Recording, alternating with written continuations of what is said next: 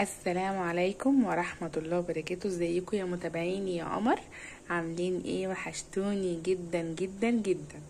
النهاردة بقى هعمل معاكم فيديو جديد، فيديو مشوق وحماسي جدا. هنعمل كيكة الفانيليا. بصوا بقى، لا ما تاخدوش بالكم. بصوا دلوقتي احنا معانا المقادير والشيف سليم هيساعدني. معانا المقادير: كوبايتين دقيق نخلتهم،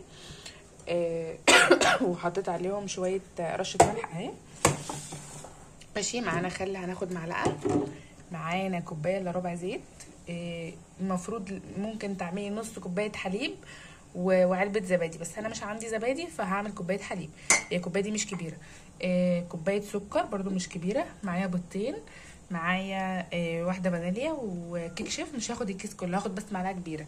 معايا بوله هخفق فيها، ومعايا الصينيه دي بحب اعمل فيها قوي. وزي ما قلت لكم طبعا الشيف سليم هيساعدنا. يلا بينا نبتدي. يلا بينا. بصوا بقى يلا نبدا يا جماعه. هنحط الاول الزيت، زيت او زبده المتوفر عندك يعني، على السكر. تمام. وهنبتدي بقى نخفق فيهم لحد ما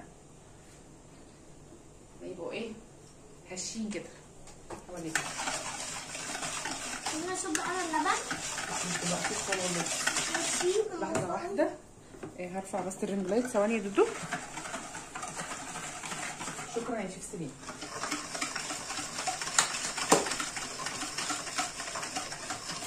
ما تنسوش تعملوا لايك وشير وسبسكرايب. هخلصها وارجع لكم.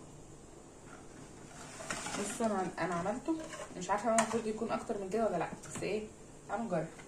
هنزل بقى البيضتين 2 ايجز. ادي واحد، وهنخفق شويه. كخي يا دودو، كخي يا حبيبي.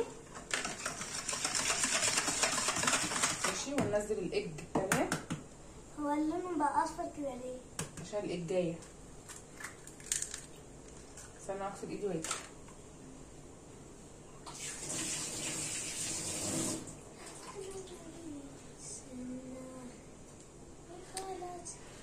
حطينا بيض، طبعا لازم نحط فانيليا. طبعا البيض والفانيليا اصحاب، والثوم والكزبره اصحاب. مش عايزه دلوقتي. الثوم والكزبره اصحاب. بس كفايه كده عشان ما تبقاش مره، عشان الفانيليا كترها بيمر. بقى بصوا بقى عامل ازاي. والله يا جماعه ريحته تحفه تحفه. ريحه الفانيليا. هضربها وارجع لكم. بصوا بقى انا عملتها خلاص اهي. هحط بقى معلقه خل كده. ايه ده؟ احنا نسينا برتقال. لا دي مش كيكه البرتقال، دي كيكه الفانيليا. حط معلقه واحده بس صغيره كده، مش كبيره. قلب قلب قلب رب. الخل ده عشان يخلي الكيكه هشه وتبقى عامله كده ويرفعها. هاجي بقى احط الحليب.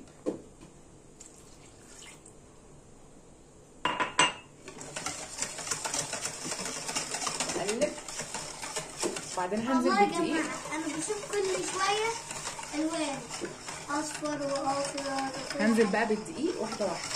ثواني بس ابوش السكر، لان ده سكر تموين، ده مش سكر، ده زلط. والله العظيم. والله العظيم يعتبر زلط مش سكر. عايزه بقى معلقه، هاتي معلقه كده.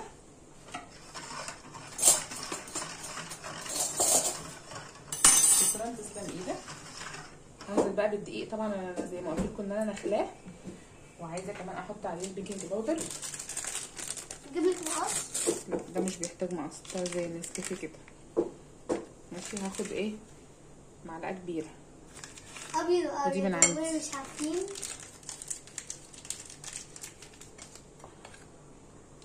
اقلبه كده عشان يتجانس مع الدقيق. تمام. شوف بقى ده. هنزل بقى معلقه كده. ده قرب يجمد.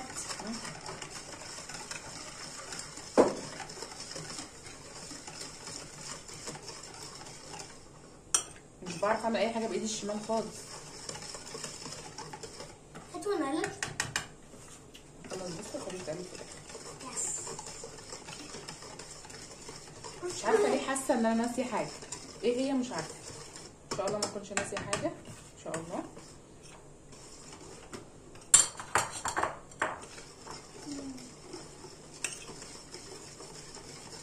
بيكنج باودر حطيناه خلاص.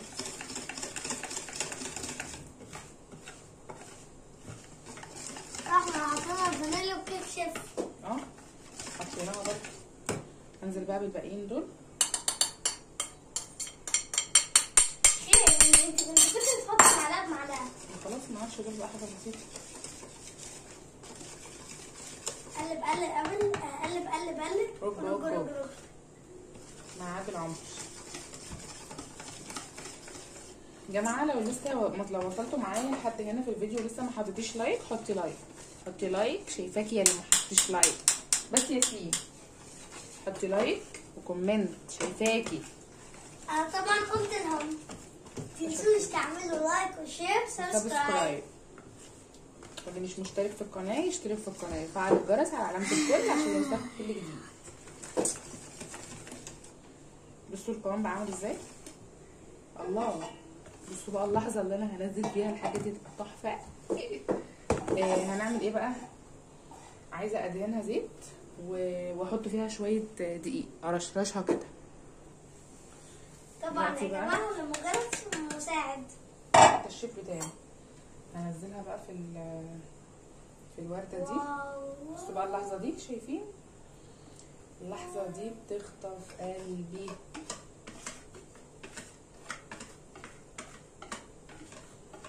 اللحظه اللي بعدها بتخطف قلبي.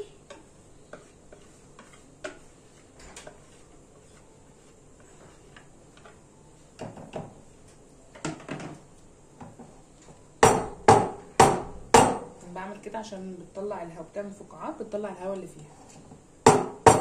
طبعا مشغله الفرن. قبل ما اشتغل هدخلها بقى الفرن ولما تطلع اوريها لكم. وفي انتظار الكيكه تطلع من الفرن. حطيتها في الرف اللي فوق على درجه حراره 170 او 180 على حسب حمو الفرن بتاعك يعني. وبعد 30 دقيقه بالظبط هفتح عليها ادخل فيها الخله اللي هي الشطاووك دي. لو طلعت ناشفه تبقى خلاص استوت. طلعها. مش طلعها بقى على طول. هفتح الفرن شويه. هقفل النار وافتح الفرن شويه بحيث ان هي ما تهبطش مره واحده. واطلعها بقى اوريها لكم. بصوا بقى طلعنا الكيكه. بصوا انا بقالي فتره اتلسعت. بقالي فتره كبيره ما بتنصفش في كيكه. مش عارفه في ايه بجد يعني. هي تحفه بس الحته دي شاطت. مش عارفه بقى ايه يعني ده ايه. هسيبها تبرد وبعدين ايه اقلبها معاكم. بصوا الخله بتطلع نظيفه ازاي. شيش طاووقه اهي ولا اي حاجه. نظيفه وزي الفل. شايفين. هسيبها بقى تبرد عشان ما اغلطش غلطه كل مره واقلبها وهي سخنه فتروح مهريه مني. هقلبها معاكم بقى كمان شويه. ورجعت لكم تاني انا بالكيكه. بسم الله.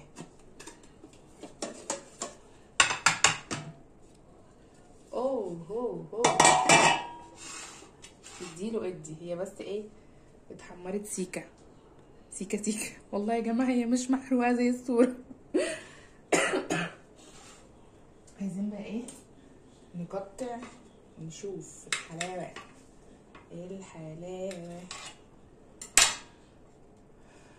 بصوا الله الله بجد بجد حلوه قوي وطعمها تحفه. طعمها تحفه والحته دي كده مقرمشه.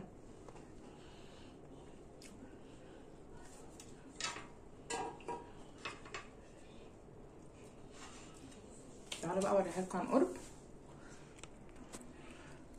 بصوا هي مش غامقه كده يعني. الكاميرا جايباها غامقه شويه بس هي مش غامقه قوي كده. بس بكده يكون الفيديو بتاعنا خلص، واشوفكم ان شاء الله في فيديو جديد على خير. ما تنسوش تجربوها وتقولوا لي، بس ما تعملوش عليها الفرن عشان ما تتلهفش.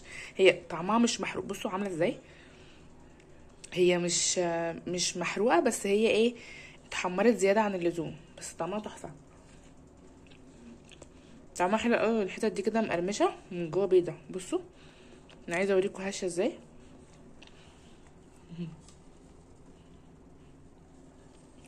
جربوها بقى وقولي رايكم.